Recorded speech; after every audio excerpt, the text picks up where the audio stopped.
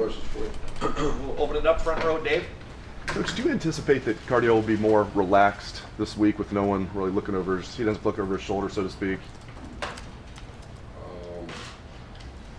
Good question. I haven't really thought about it. I just think it's a Wednesday, just get your practice. I think, I don't want to oversimplify it. I think guys get more relaxed and perform well in practice because then I know they're going to be ready and they'll understand the game plan.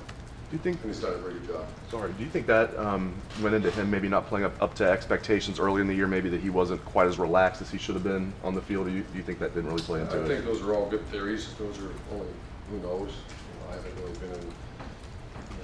Was he looking over his shoulder? And I made the comment earlier in the year, how do you play not looking over your shoulder?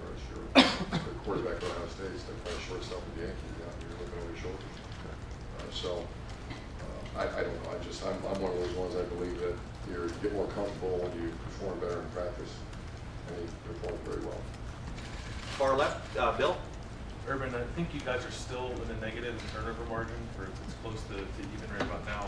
I know you drill it. I know it's important. Do you feel like you guys are getting close to turning a corner maybe in terms of generating? Yeah, I think the last couple of games we've done better. Obviously, we started the season bad and actually finished the season a couple of times. I think we had 4 in the last game. So, that is something. People ask about penalties, and as much as like to be no penalties like against. I think were we 0 against Rutgers? Right. One game we had 0 penalties, and we'd like to be no penalties, no turnovers, but. I was more worried about turnovers do happen, we'd rather not happen. And what I try to do, and I really drill our staff about how are the fundamentals. Jalen had the problem, he's holding the ball low. I think we've got to continue to work on that. So the guys are fundamentally much better with the ball now. And in terms of generating them yourselves on defense, I think the interceptions are down a bit from what they were last year. Are teams attacking your secondary any differently than they were last year? No, I don't believe so. I didn't even know we're down. I think our guys were top 5 in the country in pass defense. They're getting after quarterbacks pretty good. So. Second row left, Lori. Coach, JT in practice this week, have you been using him as a scout team quarterback? Has he just been working with Cardell and Braxton? No, he's been working with Braxton, and then Joe Burrow is also a guy that's getting some quality reps. Is Steven your scout team Mitch Leitner? Yes. Far left, Matt. Cardale's done a lot for you. You mentioned 10-0. How should you look at this unusual opportunity? Should he be thinking this is a chance to, my chance to try to make it hard on coach to take me out of the lineup? What do you want? What do you want him to be thinking going in? How should he look at this opportunity, I guess? Oh, I would imagine, I have not talked to him about this, I would imagine as a competitor, a guy that wants to play, this is a shot to be the starting quarterback because you are in Ohio State. And we'll worry about next week. He's human and he's a competitor, so I would imagine that's what he's doing. But we all know there's one way to do that, play well in the game. And also you mentioned JT worked with Braxton. What's Braxton's week been like? Has he had to take more reps? A lot going on. Yeah. A lot going on. So yeah, he works with Tim Beck for a while, and then he goes over to H a little bit. Just busy week. Good thing is he's very natural at that position. Second row middle, Ryan. When you face a team with an interim coach, does that change the way you prepare at all? No, he was there, and when Coach Kill had his health issues, he stepped right in and did a good job. So he's been there. I did look him up, and they've been together since I want to say Southern Illinois, and so there will be no change. Do you look more at those games from 2013 when he stepped in and coached? Or? No, because the coordinators are still running the show. Yeah. Bill? Darren Lee obviously had a breakthrough year last year. How would you describe the way he's played this year? He's playing really good. You'd have to ask Coach Fickle exactly, but I think he's playing excellent. And can you sense that offenses and offensive coordinators are approaching him or keeps conscious of him and making sure that he doesn't make the kind of plays he made last year? I have no idea. You mean he's not making the plays he made last year? Well, the plays at the end of the year, the explosive plays, it seems like offenses are gearing their blocking schemes in part to... I have no idea. I think he's playing very good. I haven't broken down that in that much detail.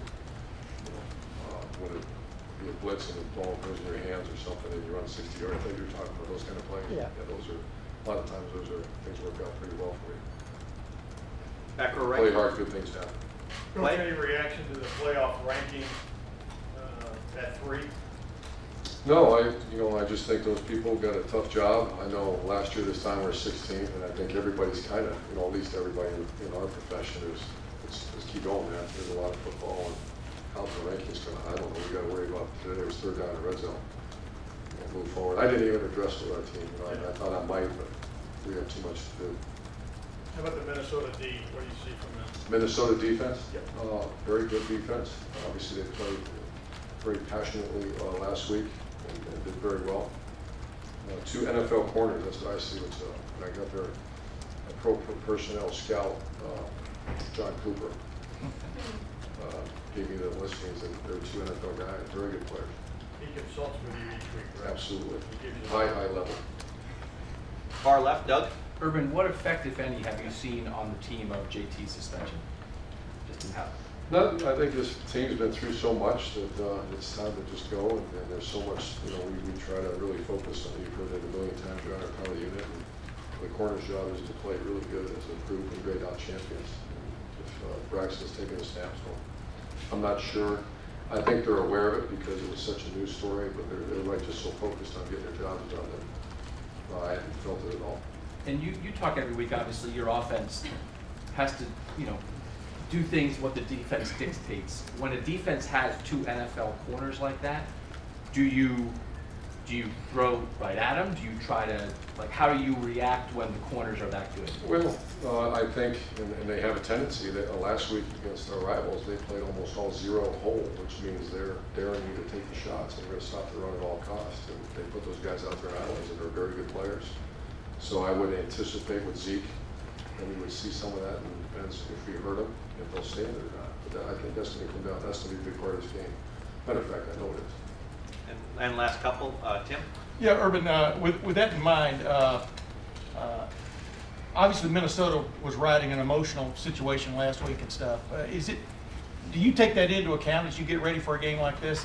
It might be the other way with them, or do you just have to prepare for what you saw last week? I think we have a tendency to get everyone's best swing in our stadium, and nighttime in the shoe and prime time and all that. So you could see a little. I mean, there is some swing in them last week. Right. You'll get it again, and our kids know that. I mean, everybody we face, it's it's the biggest game, and our guys are prepared for that. And as you sit here, you've got a 2-time Chicago Tribune Super Football Award winner who's you're looking at now as a wild card. I mean, Tracy Claeys brought it up the other day on the Big Ten teleconference. He's more worried about what you're going to do with him than he is with Cardale, meaning, what is it, I don't know, do you have some confidence in Braxton right now that you didn't have even 4 or 5 weeks ago of being able to use him in different ways? Yeah, probably. I just think he's become a great function. He can play 40 plays now, and I'm not worried about it. First 4 games, is he lining up on? Does he understand how to block? Does he understand how to do the things a receiver in this offense has to do? But I just not very comfortable. I just hate to think someday I'm not going to get coached him. We've had 4 great, I guess 5 now. No, 4 great years together, and he's had an incredible week of practice. Just shows up and goes about his business.